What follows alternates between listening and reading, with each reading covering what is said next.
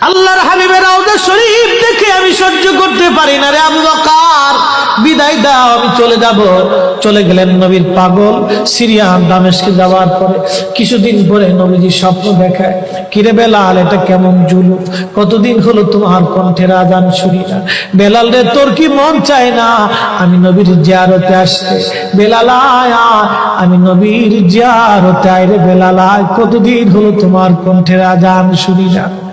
স্বপ্ন যখন নবীজি দেখাইছে, এ মুসলমান, হযরতে বেলাল সুদূর সিরিয়ার দামেস্ক থেকে পাগলের মতো দৌড়াইলেন, পাগলের মতো ছুটে আসলেন।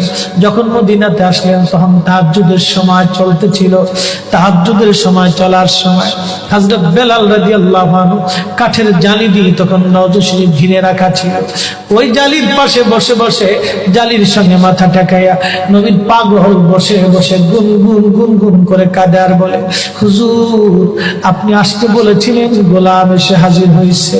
নবী গো, আজান দিতে বলেছেন, আমি আজান দিলে আপনি আগে নামাজ আসতেন, এখন আজান দিলে কি নবী আপনি নামাজে আসবেন? হুজুর, এখন আজান দিলে কি আপনি নবী নামাজে আসবেন?